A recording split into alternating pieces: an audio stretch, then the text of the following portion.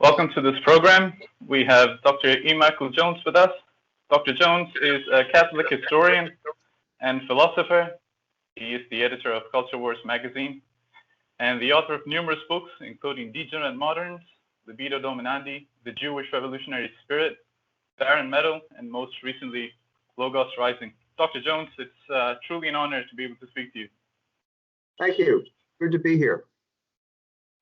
Dr. Jones, the key idea that runs through all your work is based on the concept of logos. Can you tell us a bit about this word, its origins in Greek philosophy with the pre-Socratics, its development further with Plato and Aristotle, until St. John adopts this term, validates and perfects it when he uses the term in his gospel? Yeah, I think around the 8th century BC, all across the world, people all woke up to the idea that there was some type of order to the universe. And they moved away from the idea, the kind of anthropomorphic idea of gods, more than one god. And they started to realize there was a god, but it was not something you could reduce to any type of human being or any type of agency like that. It was bigger and it was more complicated and more abstract. I think the key word is abstract. And that's when the word logos, that's when philosophy began in Greece. I think it's also when it happened in India as well, with the Vedas, with the concept of Urta. Also in China, the idea of Tao and Confucius, all over the world. But it developed in Greece. Beyond that, so the Greek pre-Socratic philosophers were physicists for the most part, and they tried to reduce this idea of the unifying principle of the universe to something material. And so Thales said it was water, and Anaxagoras said it was air, and eventually Heraclitus said it was fire. But by fire, he didn't mean just anything, like the physical thing. I think he meant it as a symbol of some type of force. So we would call it energy. And energy is a part of the universe because the universe seems to be in motion. And this energy had contradictory nature, a kind of contradictory nature, because it was always changing and it was always the same. That's the way a flame is. It's always changing and it's always the same. And at that point, he started to use the word logos. And then logos kind of got frozen in an abstract pattern, like geometry. Pythagoras understood number as the source of the universe. And the philosophers all were aware of that, and they understood the power that numbers had, but it wasn't number either. And so you had this constant development of refining of what the word logos meant over this period of time. Until finally, Plato and Aristotle came along, and they tried to reduce it to the ultimate reality. Aristotle said it was the uncaused cause and the unmoved mover, which makes sense, but it's not very consoling because it's not. Maybe it's not anything a force. Maybe it's not a person. Maybe it's just geometry all over again. And Plato said it was the demiurgos, and that's where philosophy ended, pretty much. You have two competing ideas of ultimate reality. No one was intelligent enough to reconcile them, and so that's where it stood, at, let's say, around 300 BC. And that changed with the arrival of Jesus Christ, the incarnation. Up till that time, everyone believed in Platonism. Aristotle was pretty much forgotten by that point. And Platonism said that there were forms up there, abstract forms that never changed. And if you wanted to be happy, you should rise to the realm of form, because things never change. And when things change, they always get worse. So that way, they'll always be the same. And so Augustine even 300 years after the arrival of Christ, was still influenced by Platonic philosophy, and tried that for a while and failed. He failed because of his own personal flaws, because of his own personal concupiscence, but he also failed because it was an obsolete project now, because Jesus Christ had come down. And so what St. John did was take that idea and expand it, as you mentioned.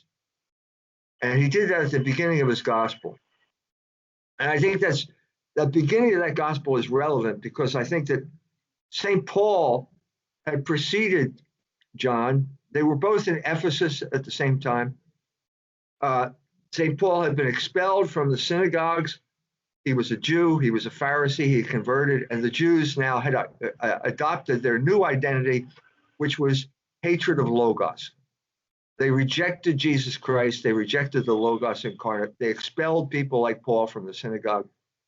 And at that point, Paul went to Greece, because Greece was the language of the intelligent person, it was the international language, it was the language of philosophy. And he showed up at Athens, at the Areopagus, and gave a speech to these people who were philosophers. And he gave the wrong speech. He gave the Ephesus speech in Athens.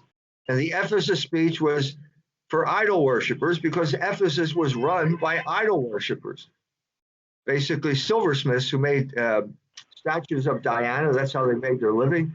And when he attacked idol worshippers in Ephesus, he threatened the local economy completely. So he gave the wrong speech. And I think St. John knew that, because he told them Jesus Christ rose from the dead. Well, who is he? Who is this guy? In the Gospel of St. Matthew, they gave a genealogy that traced him back to David and all the way back to Adam. Well, none of those people knew that. They didn't know who those people were. And so St. John changed the whole framework. He said that Logos, in the beginning there was Logos. Logos was with God, and Logos is God. And I think that provided a way of talking to people who weren't Hebrews. And I think that's the same situation that the church faced repeatedly throughout the next 2 millennia. And I think it's the situation that the church faced in India. For example, when the Portuguese showed up, I mean, I'm ignoring the whole St. Thomas story, but when the Portuguese showed up, how are you going to talk to these people? How are you going to talk to people who have never heard this story before? And I was in Goa, and I saw the body of St. Francis Xavier. The Jesuits chopped off his arm and sent it back to Rome, and now the body is starting to decay. It's starting to dry out, but it's pretty much incorrupt. It was incorrupt from the time he died. And he's buried in Goa, but St. Francis didn't spend a lot of time in India. To be honest with you, I think he was discouraged by the situation in India. I think he found it so overwhelming and so disorganized and so just overwhelming. I've been to India myself. I find India overwhelming. There are all these people. There are 33 million gods. How are you going to deal with a situation like this? And he decided, I'm leaving. I'm out of here. He left. I think he stayed there, 9 months? Something like that. And then he left and he went to Japan. And when he went to Japan, he dressed up like the philosopher there, the Bonza, and he brought them a telescope and an astrolabe, because he knew he had to start a conversation with people these were not savages. It was a high civilization. But how do you talk to a high civilization when you have no common denominator? You have no history. This is the first time you've met these people. Well, the answer is Logos, because everybody is a creature of Logos. The fact that we speak, the fact that we can speak to each other, even though I have to learn Japanese and that's difficult, we still have this ability to speak to each other. So once you master that, what are you going to talk about? Well, you're going to talk about the universe as we understand it, and you're going to talk about the stars, and that's what he did.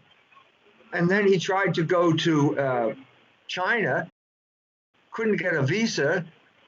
He had some human traffickers drop them off on an island, and then they just left him there. And he died there, and he never made it to China. And he was going to China because China was the source of Japanese culture. And if you got the Chinese to do it, then the Japanese would follow suit. And that's what he understood. So that's what he died there. But eventually, another Jesuit showed up by the name of Matteo Ricci, another Spanish Jesuit. And the first thing you have to do when you go somewhere is you have to learn the language. And the Jesuits understood that. And so they were good at learning languages. They did this all over the world because that's the basis of Logos. It's speech, it's language. So he learned Chinese. The Jesuits went into Paraguay. They learned Guarani in the middle of the jungle in Paraguay. They went to Quebec and they learned whatever, I forget the name of the language there, but they went off with the Indians on the moose hunt in the middle of winter, suffered enormous privations to learn the language. You have to learn the language.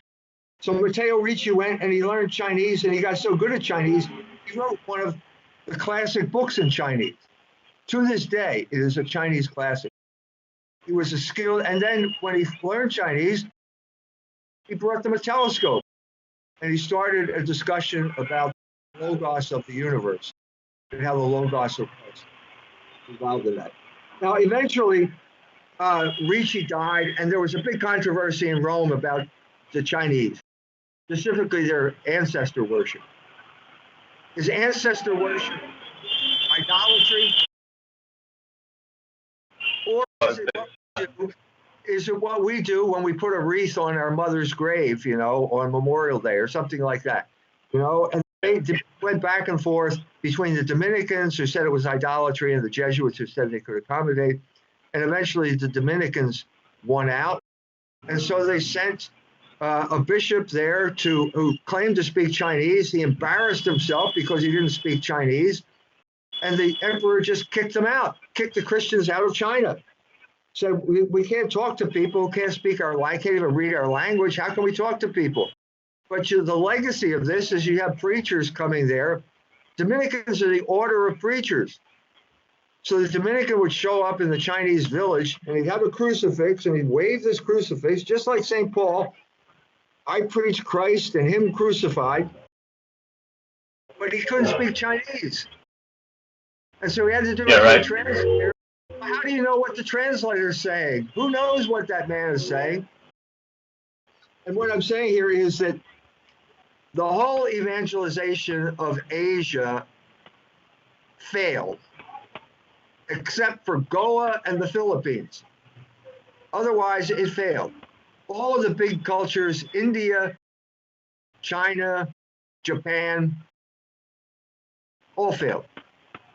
And so now I think we're back at that moment again, where we need to talk, because we need to talk about Logos in Asia, because I think there's a hunger for that. They understand, they've adopted Western technology, but they understand that there's a bigger picture here than simply technology. But more importantly, that technology grew out of a philosophical understanding of the universe.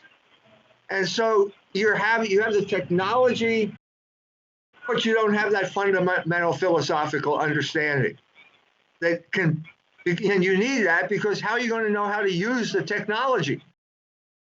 How do you know how to use it? Well, that's the biggest problem in the world right now. We have technology and we don't know how to use it.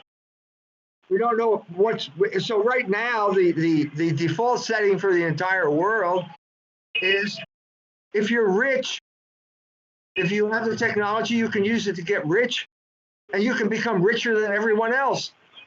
And then you're above the law. That's the key problem in the United States of America right now, and in the entire world. Basically, if you own the technology, you have no moral responsibility to anyone.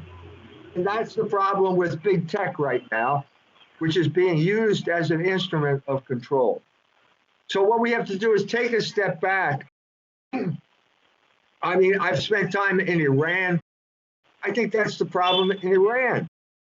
You got all these ladies who are studying physics, and they're becoming nuclear physicists, but they're not having children. Iran has a tremendous birth problem right now. Well, how do you fit in having a family and knowing nuclear physics? They don't know the answer to that question. They do not know the answer. And there's a big crisis in Iran right now, aside from the problems that the United States is causing there with this stupid Israel first foreign policy. That Israel first foreign policy has united the country on a kind of war footing. And it means that they're postponing dealing with that big issue. Because I was there, I gave a talk on sex. Nobody talks about sex in any rational way in Iran. The mullahs don't know how to talk about sex. You can go to Qom, the holy city of Qom, and you can get a 2-day marriage. They'll give you a marriage certificate. You take a woman there, you can be married to her for 2 days, like a weekend. Well, West, when they do that in the West, it's called prostitution. But the mullahs will allow that because they don't understand sex. They just don't understand. So as I said to one of the women, well, what happens if you get pregnant during your 2-day marriage? What happens then? Well, you know, that's obviously, the mullahs haven't figured that one out, have they? You know, so anyway, this is a long way of basically describing what I think is the moment, the problems in the world right now, and the moment of opportunity that we have in Asia right now. Right. That's excellent. Dr. Jones, you mentioned about Urta in India. What stopped it from developing? Usury. I think that was the article by Ravinder Bains in Culture Wars made that pretty clear. So usury is a problem. I wrote a book called Barren Metal, A History of Economics as the Conflict Between Labor and Usury. Usury has been a temptation, it's been a sin, it's been a problem as long as there have been human beings. It is older than recorded history, I think. Every ancient culture had usury. And if you have usury, you concentrate wealth into fewer and fewer hands. Which is the problem we have right now because capitalism is state-sponsored usury. And we all live in capitalist societies, including China, which is the worst of both worlds. It's communism when it comes to political life, and it's capitalism when it comes to economic life. So the problem here is, by its nature, compound interest is unrepayable. You cannot pay it back. Loans become impossible to handle after a certain period of time. 70 years, they become impossible to pay back because of compound interest. So at that point, you're faced with a choice. What do we do? What do we do when it becomes obvious that you can't pay back loans? Well, you can have the Hebrew solution, which is the Jubilee year. You have to forgive the loan. So every 25 years, all the loans are canceled. Well, that was God's choice because the Hebrews at that point were God's chosen people. This is before the coming of Christ. They hadn't rejected Logos at that point. Interestingly, what happened to the Jews after they rejected Logos? They became usurers. That's all they did during the Middle Ages. In Europe, they just lent money, and they're doing it today. All of these hedge fund operators, 18 of the biggest 20 hedge fund operators run by Jews. So it's usury. And I think what happened in India is the same thing. So instead of coming up with the Logos solution in India, they turned usury into a religion. And the religion is based on the caste system. And the caste system is based on the difference between debtors and creditors. So instead of saying, yeah, it's a bad economic, let's turn it into a religion. And we'll put the top people, the creditors on the top, and they are special people, and we'll put the debtors all the way down at the bottom, and we'll create an immutable society, a society where nothing changes, you can't move from one class to another, and you will always be crushed by debt, or you will always be enriched by money coming. I think that's what happened in India.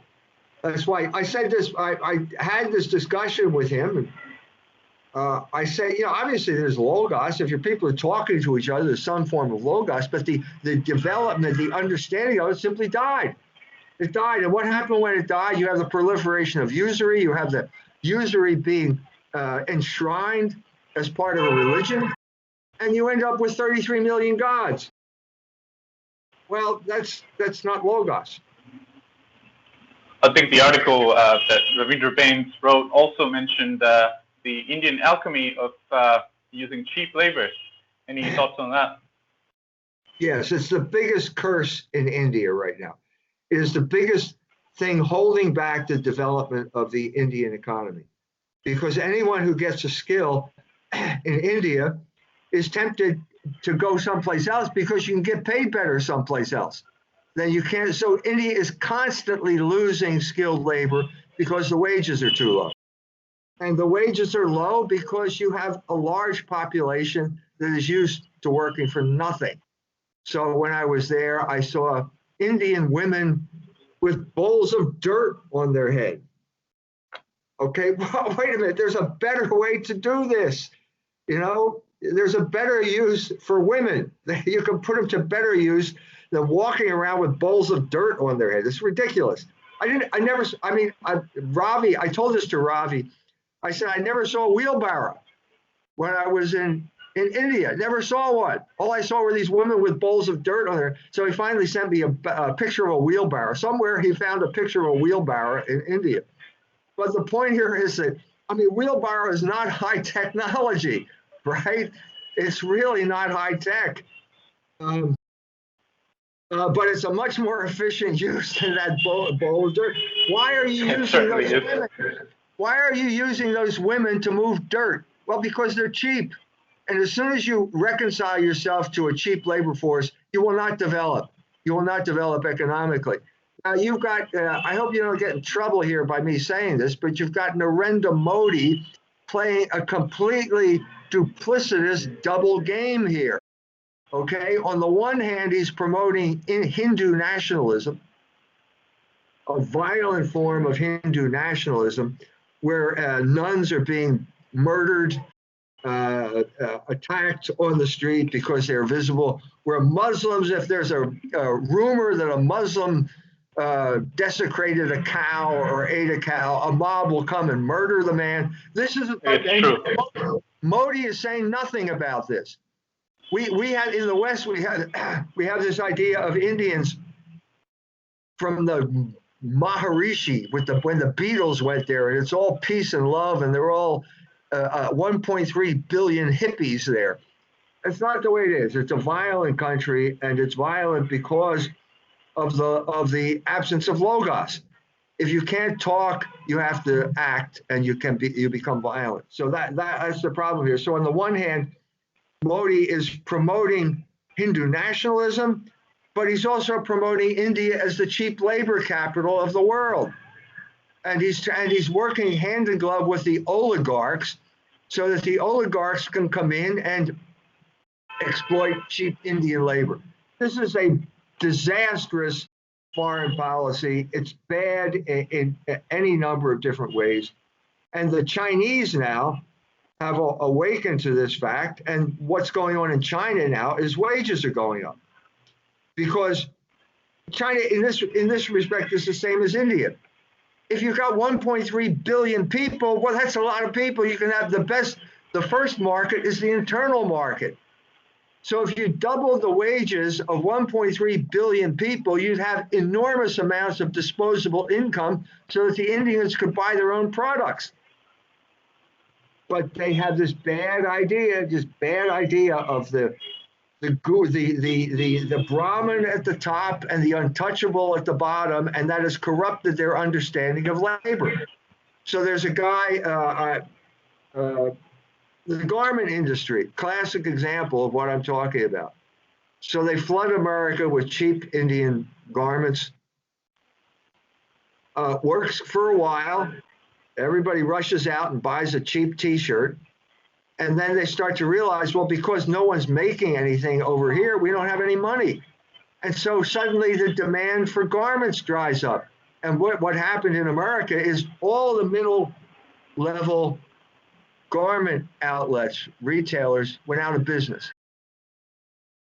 Gap, Banana Republic, American Eagle, all went out of business now because of exacerbated by the COVID thing. But the main reason is that Americans don't have money. Well, why don't Americans have money? Well, because they're not working. Well, why aren't they working? Well, because they outsourced all the jobs to India or China. They're making the money. The worker, and so the problem is the worker in India isn't making money, but the boss, the owner, is making a lot of money. But now the owner's not making any money because you're not selling any garments in America anymore. This is this vicious circle that all begins with cheap labor. That's very interesting. Dr. Jones, you've written extensively on ethnic identity, how it is logos and not race that is the basis of a nation. Well, what is the best definition of ethnicity, and why does ethnos need logos? Ethnicity is based on language. So first of all Americans are confused because they all came from someplace else. And then when they come to America, they're supposed to adopt a new American identity. Well, it doesn't really exist. It doesn't really exist because they abandoned their native language. But if you look at the pure natural condition, you'll find it in Africa, in places like Kenya and Tanzania, which I have visited. So Tanzania has 76 different ethnic groups. Well, they all look the same. I can't tell any difference. I can't tell. Maybe they can. Apparently, the Hutu and the Tutsi can tell each other apart because they killed each other, because you had these ethnic struggles there. But what's the basis? It's not the color of their skin. It's the language that they speak. And that's the same thing that's true across the world, because the color of your skin doesn't do anything in terms of your behavior. Your nose doesn't tell you how to act. Your hair doesn't tell you how to act. But your language is the vehicle of all of the rules that you learn, which tell you how to act. So language is the basis for identity. So that's the issue across the world. Now, the United States is an imperial power. We live now in the American empire, whether you like it or not. Most Americans don't benefit at all from the American empire. It's for the elites. They profit from it. The average person doesn't. And race was important in America, as we define the term now, because you had English colonies in places like Virginia where they grew tobacco. And they had a mixed labor force.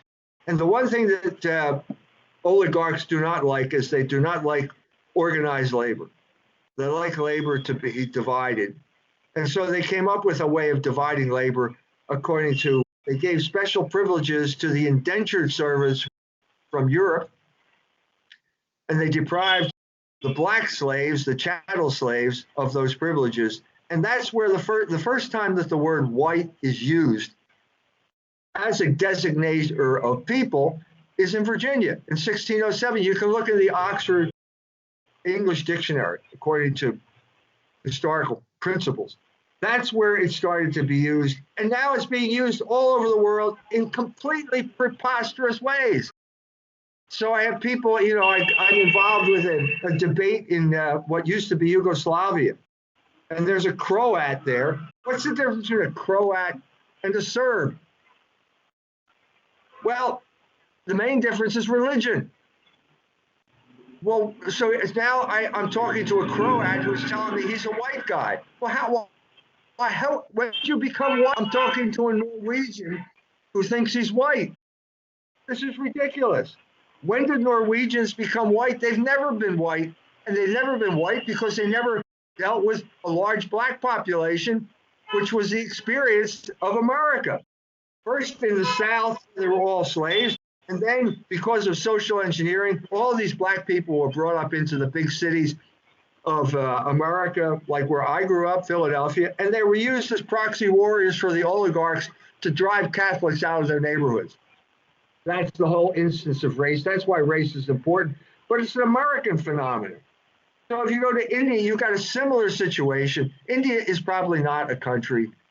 It's a continent, you know, with a lot of countries in there. It's so big and there's so many different people. You have two different groups of people. I mean, if you want to talk about racially or biologically, in the North, they're a little bit different than the people in the South. The people in the South are.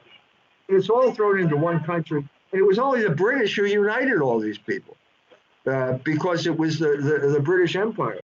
So how do you bring all these people together? It's similar to the United States, except for the Indians have always been there, and the people of the United States are always coming over. They're always coming over. And you need an ideology to come up with that. And basically, the ideology in the United States right now is racism. We have racism is the official state religion of the United States of America. It used to be that if you were white, you were superior to blacks, but now it's if you're black, you're superior to whites. But it's never changed in terms of this racial ideology because the oligarchs like this because it divides people in a way that religion and ethnicity do not.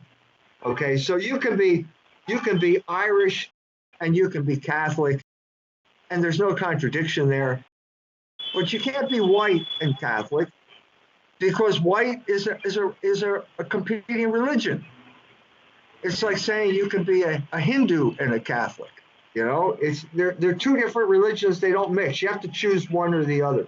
And I'm saying that my identity. I keep telling people I'm not white. Okay, this is a label that gets pushed on me. I'm biracial. I'm Irish and German. This is where I came from. These are the languages my people spoke. This is my identity, and then you add religion to it because the United States of America, when you stop speaking Gaelic or German and you pick up English, the only source of your identity is a religion.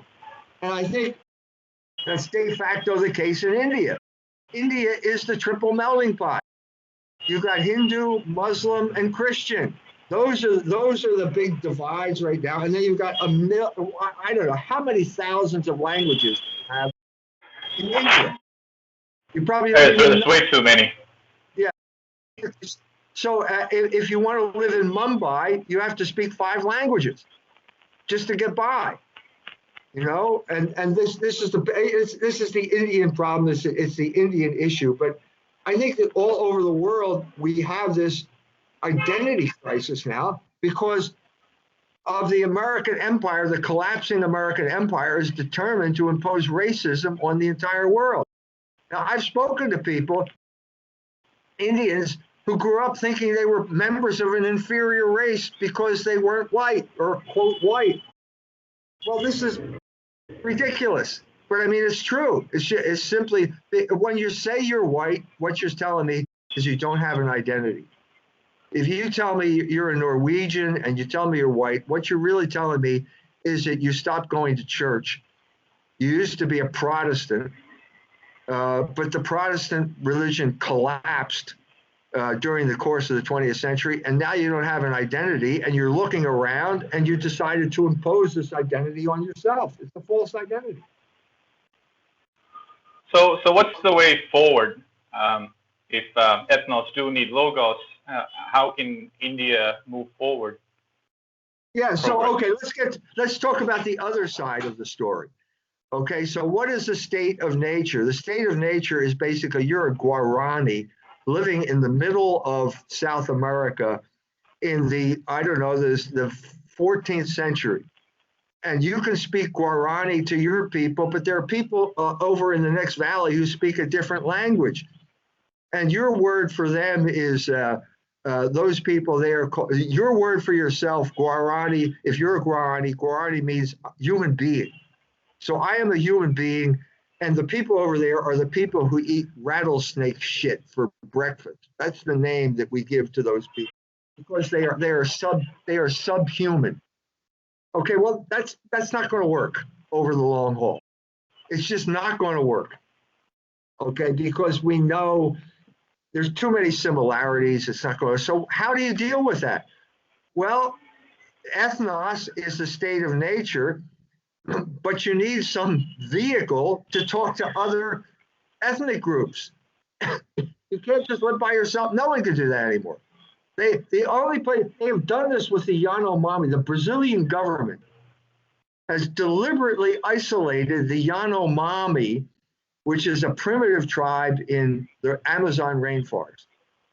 And they're trying to protect them from diseases. Okay, tourists come, they'll bring diseases, they'll all die of smallpox or something like that. Okay, well, they've gone way overboard. They've been influenced by Rousseau and the idea of the noble savage. And these savages are not noble at all. They're not noble. They are savages. What is a savage? A savage is someone who eats his own children. If the government agent shows up, the savage will kill him, and there will be no consequences. So the Brazilian government has created a system here in claiming that they're protecting the people. They've completely isolated them and condemned them to barbarism, to savagery forever. Well, you don't want to do that. We don't want to do that because that's not part of Logos. So what happened when the Logos became incarnate?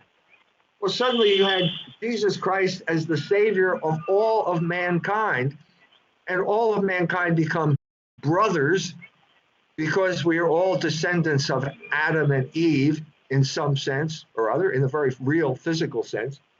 So now ethnos needs Logos because you need to be able to talk to these people. So what did the Jesuits do in Guarani, in Paraguay? They gave the Guarani a dictionary, they wrote down a dictionary, and they created a grammar. This was the vehicle of Logos in human history. That is the only thing that preserved the Guarani language to this day. To this day. There are many other tribes. They've all disappeared because they did not have their language to keep them together. And this is why why Guarani is one of the main languages, the official languages of Paraguay. So the point is now you have to now establish an ethnic identity, and you have to transcend your ethnic identity at the same time. Now when we're talking about this, we're talking about something sophisticated like German idealism and the idea of the dialectic. Hegel, yes. Aufhebung, it's how you... Exactly the word I'm talking about, because we have the German word Aufhebung, which means to exalt and maintain. So you maintain your identity, but you transcend the barriers, the boundaries of your identity, and you're linked up with other people. Now, how do you do that? Because you're doing two opposite things. Well, that's life. That's life. You have to learn how to do two opposite things if you want to be successful in life. And that's one of the things. And so what you have in the United States, the problem here is you obliterated ethnic identity in order to create unity. And now you have people who are completely deracinated, have no identity at all. And then when that happens, the government imposes racial identity on you. They impose. So the problem there is identity theft. The biggest problem in America is identity theft. And the American empire engages in identity theft on a massive basis throughout the world. So you become a Hollywood, drink Coke, watch Hollywood movies, and we'll give you a new identity that will destroy you. It will destroy you. And that is the whole point of it. So Aufhebung, you're right, is the key to understand this. You exalt and you maintain. And that is the third part of the dialectic. And this is part that, if you read Logos Rising, you'll understand why Hegel got the idea, great idea, because it's based on the Trinity. The whole idea of the dialectic is three parts, and it's based on the Trinity, which is also three parts.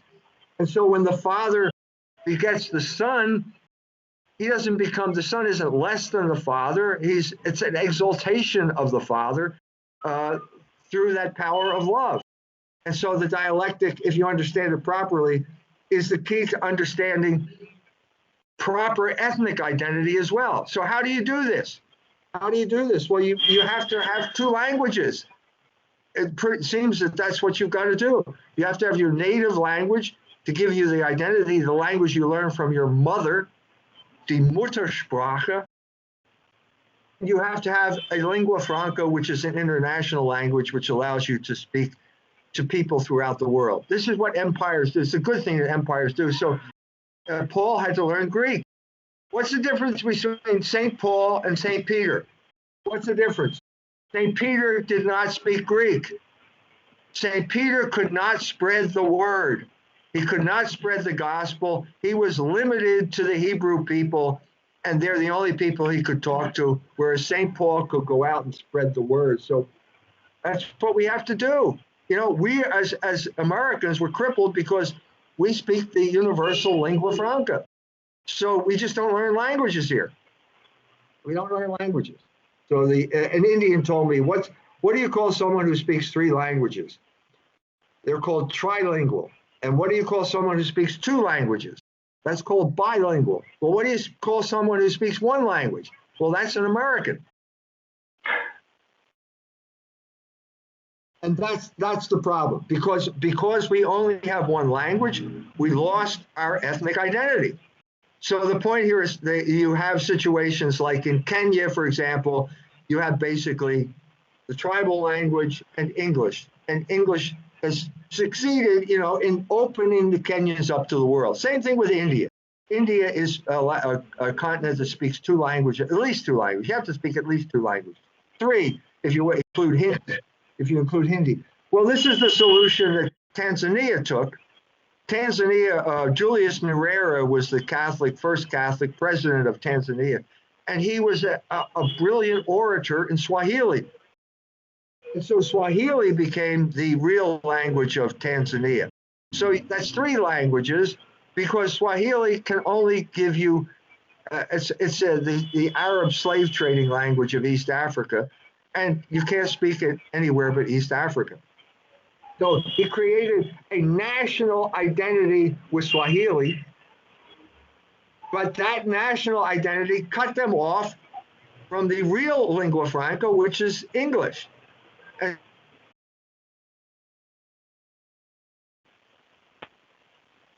I think I lost you there, Dr. Jones. Can you hear me?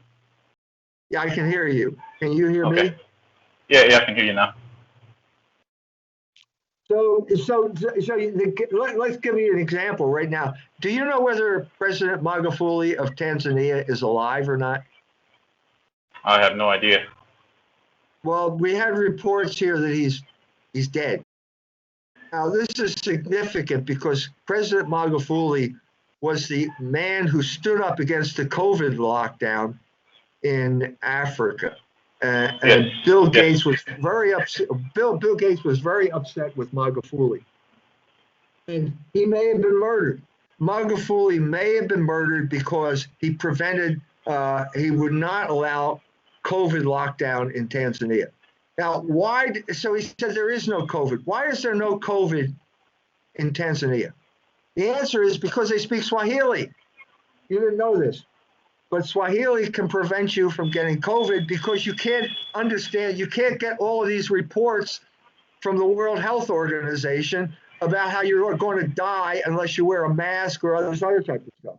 So Magufuli just basically blocked that because Tanzania has a kind of bubble around it because of Swahili.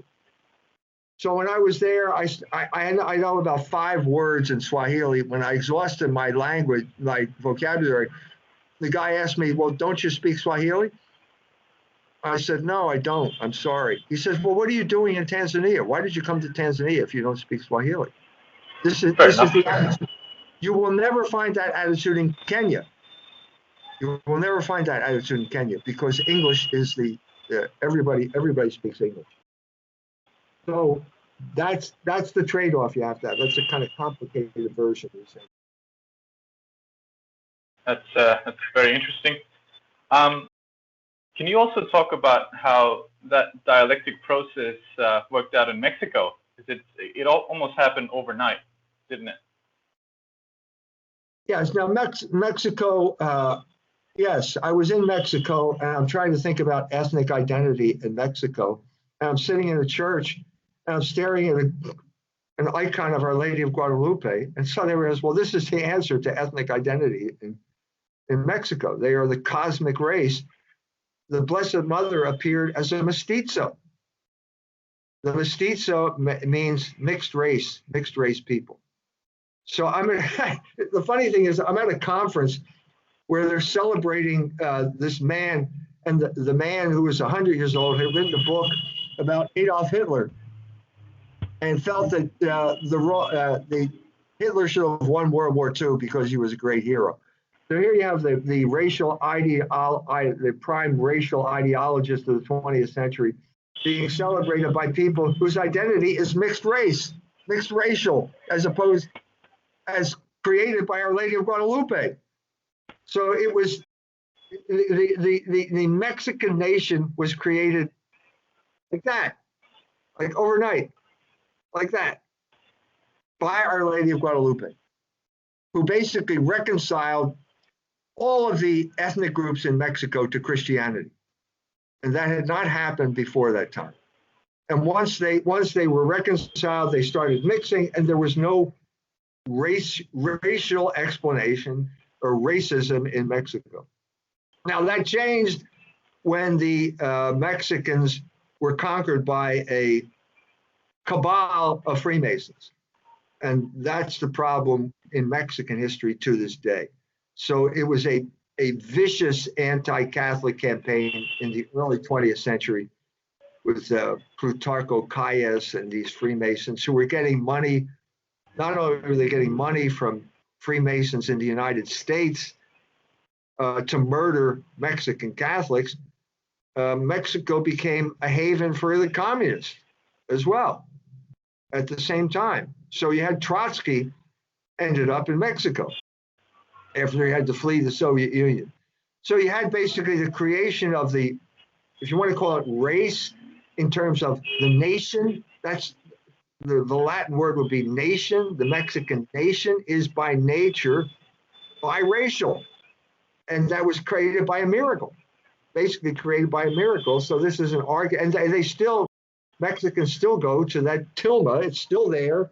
You know, the image of Our Lady of Guadalupe that was on the back of the cloak of Juan Diego, the peasant who was the one to whom the Blessed Mother appeared. So it's still there, but it's like France with the French Revolution. You've got this alien identity now being imposed on the Catholic identity, and it's not going to work. It's not going to work. It's not going to work in Mexico until they remove these Masonic oligarchs who are working not for the good of the Mexican people, but for the good of their oligarchic elite and their contacts with the oligarchs in the United States. That's the biggest problem. Excellent. Coming back to India again, Ravindra Bains, I think, mentions how the one point of unity all across India seems to be around religious polytheism. Can you tell us a bit about what that is and how it devolved from seemingly a monotheistic religion at the start? Yeah, this is the thesis of Wilhelm Schmidt, the divine word priest and the anthropologist, who wrote a massive book based on the experience of the divine word priest in the Pacific. It's called Der Ursprung der Gottesidee, the source of the idea of God.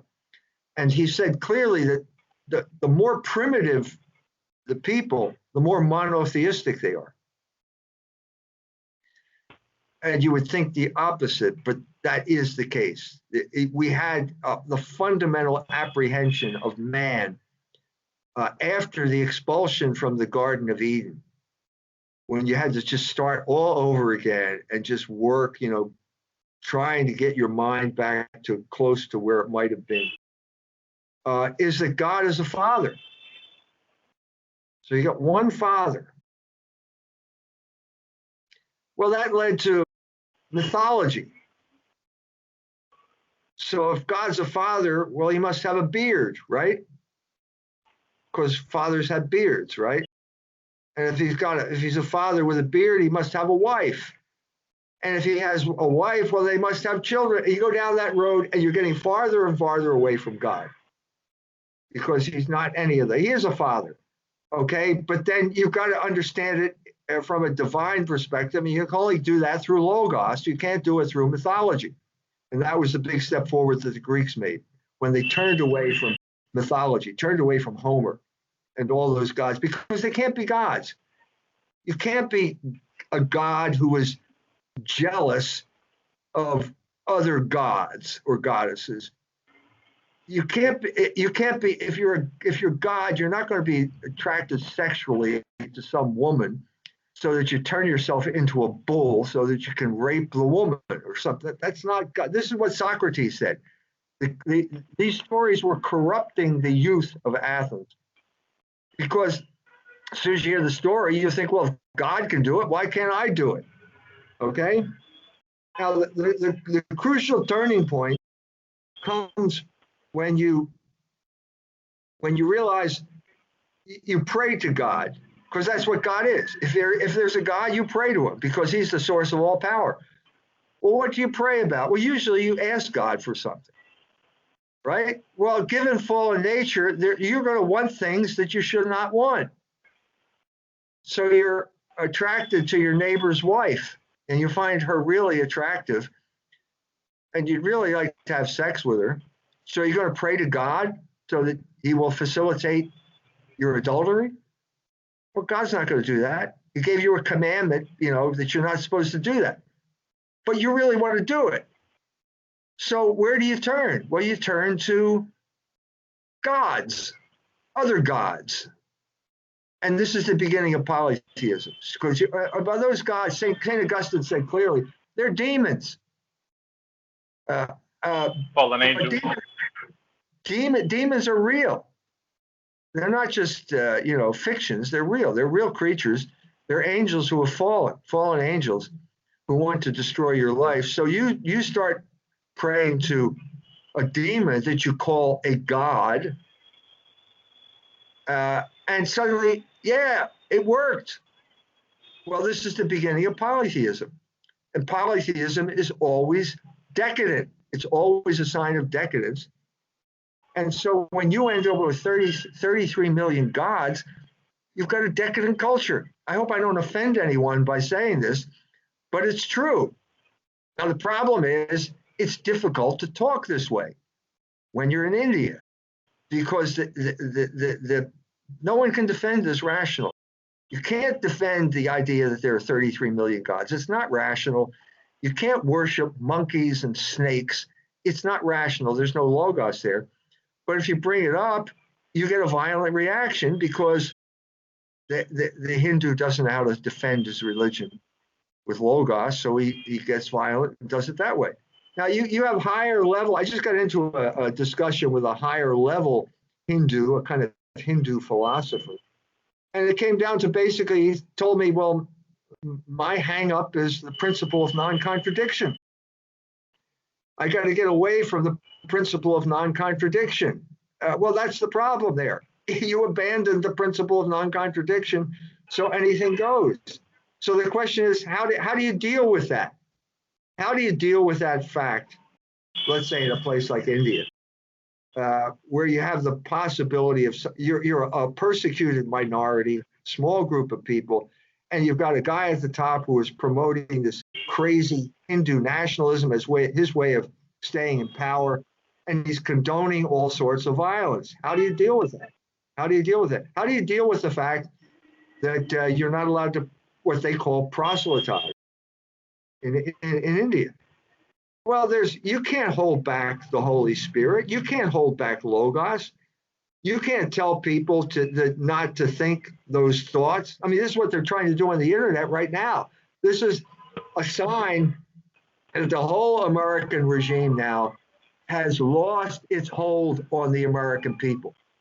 Because before, you didn't have to ban people from we didn't have the internet before, but you didn't have to ban people because the people all accepted your explanation. Well, now people don't accept your explanation. So now what are you going to do?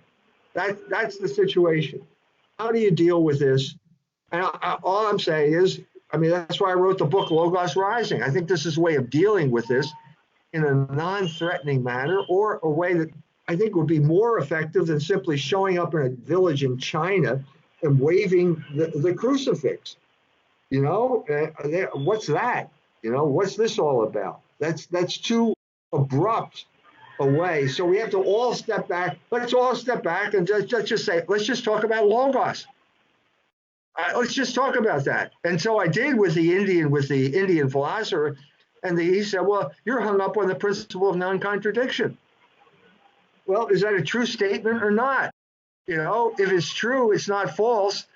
And if it's not false, how do we know? Well, the only way you know that is because of the principle of non-contradiction. So you can contradict yourself. You can't proceed that far. But I think we could proceed along those lines because people are open to talking about it.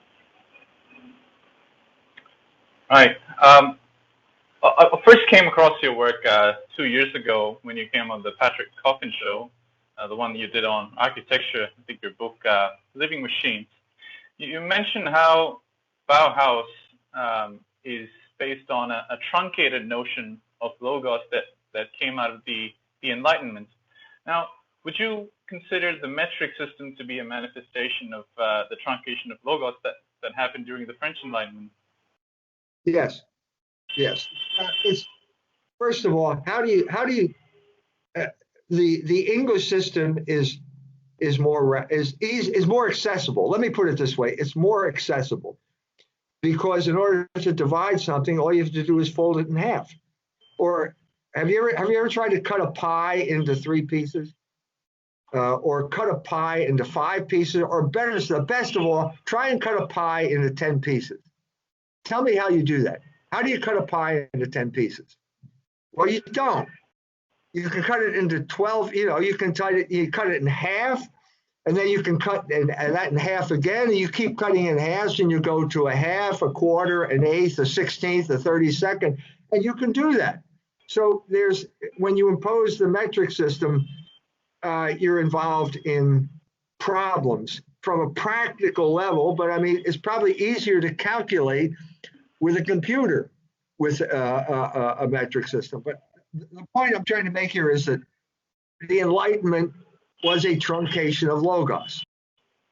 And the truncation began with Descartes, who was a Frenchman, which is in many ways the source of the Enlightenment. At the beginning of the Enlightenment was France.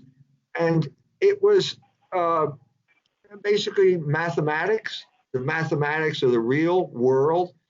And this world we live in is really, so it turns out it's kind of Platonism, where you're dealing, the reality is in forms and existence is a not so much a non-existence, but an inferior realm. Well, that's not the incarnation. Okay, so I'm now involved in a book on beauty. I'm writing a book on aesthetics. And the first part of the book is about art in Italy. Enormous breakthrough in terms of art in Italy. Now, geometry is part of it, but it's not the whole story. And the point here is that at a certain point, the West had to break with the idea of Platonism, because Platonism was helpful. I mean, it's true that when you talk about form and matter, that makes sense. It's true that you have to have a form, and the form is immaterial, like the soul in the body. What happens at death? We have an expression, you breathe your last. There's a spirit, and it comes out of your mouth. And when that spirit comes out of your mouth, your body falls apart, and that's called death. And that's a completely immaterial thing. But Plato had a crude understanding of it that was refined by, he felt it was basically an angel a soul that pre-existed and it got kind of stuck in your body, which also pre-existed. Well, that's not the way it works. And Aristotle was much more sophisticated, and Thomas Aquinas was much more sophisticated than that. And basically rehabilitated existence, that there is a logos to existence, and that's where the form comes into being through existence. It doesn't exist before that. It comes in. Well, this liberated the Italians from Greek models, and they started painting reality. And reality is important. The ability to deal with reality is important, and that's what liberated the West. Well, then you have this incredible breakthrough. Just look at the development of art, let's say from Giotto to Michelangelo, and especially the sculpture of Michelangelo, like David.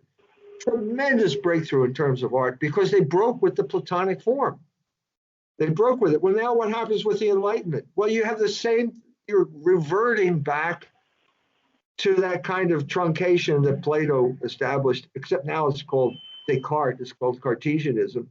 And suddenly the only real world is the world of numbers, and science is the world that tells you about numbers. And then you end up with a completely alienated existence.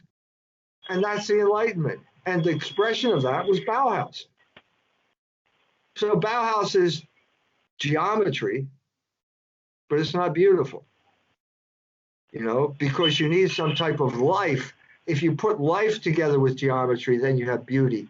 But it was just a truncation of life, and it was a truncation of human existence, because you thought, well, you create these Wohnmaschinen, these machines for living, and everyone will be happy because all human beings want is certain amount of sunshine, certain amount of food, certain amount of sex, and they'll be happy. Well, it didn't work out that way, because the building was not built with the transcendental nature of human beings in mind. And so it failed. It failed in the 1970s, and there was a reaction that said it. Excellent. Thanks for coming on, Dr. Jones. Can you tell your audience where they can find your work? Yes, you can go to culturewars.com. Subscribe to Culture Wars magazine. You can find all of my books. They've all been banned from Amazon. After listening to me today, you can understand why they would ban them, because it's a good explanation of how the oligarchs are controlling all of us and how Logos is the way out of that control. So go to culturewars.com. Good. I'm currently reading the Jewish Revolutionary Spirit, and I have to say I'm really blown away by the depth of your research and effort. Dr. Jones, let's offer up a Hail Mary for the rise of Logos, especially in India. Yes. In the name of the Father, and of the Son, and of the Holy Spirit. Amen. Hail Mary, full of grace, the Lord is with thee. Blessed art thou among women, and blessed is the fruit of thy womb, Jesus. Holy Mary, Mother of God, pray for us sinners now at the hour of our death. Amen. In the name of the Father, and of the Son, and of the Holy Spirit. Amen. Thanks again, Dr. Jones. It's been an absolute pleasure. My pleasure. Peace. Thank you.